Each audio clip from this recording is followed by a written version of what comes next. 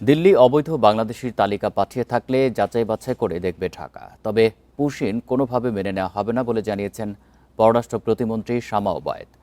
আর দুদেশের বিশ্লেষকেরা বলছেন, পুশিন ঢাকা দিল্লি সম্পর্ককে আরও অবনতির দিকে ঠেলে দিতে পারে। সমস্যা সমাধানে দুই পক্ষকেই আলোচনায় বসার তাগিদ দিয়েছেন তারা। পশ্চিমবঙ্গে বিজেপি সরকার আসার পর প্রায় প্রতিদিনই বাংলাদেশ ভারত সীমান্তের বিভিন্ন জায়গায় অবৈধ বাংলাদেশি দাবি করে পুশিন চালিয়ে যাচ্ছে বিএসএফ। তবে প্রতিবারই সেই চেষ্টা ব্যর্থ করে দিচ্ছে বিজিবি।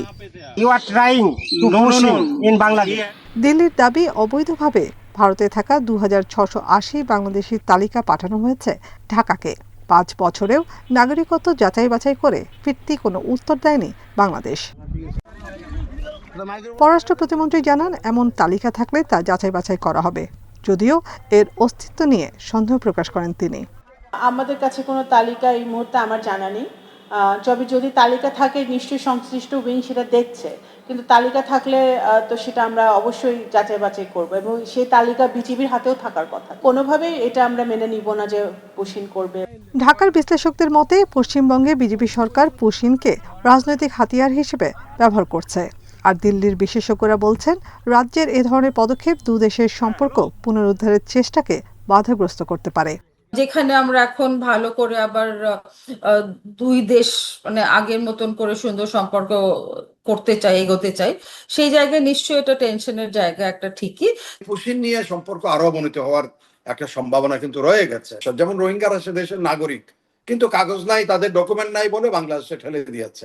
ঠিক একইভাবে পশ্চিমবঙ্গের বা ভারতের নাগরিককেও এরা চেষ্টা করবে বিজেপি যে বাংলাদেশে পুশিন করার জন্য।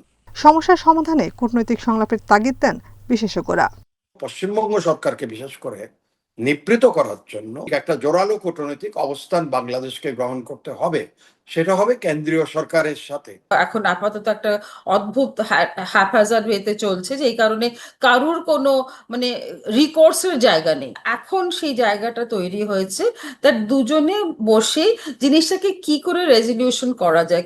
বিশ্লেষকেরা বলছেন, অবৈধ অভিবাসন প্রমাণিত হওয়ার পর তাদের বৈধ প্রক্রিয়াতে ফেরত পাঠাতে হয়। পুশিন পুরো বেআইনি এবং আন্তর্জাতিক মানবাধিকারের লঙ্ঘন। Nafiza Daula, independent news, Dhaka.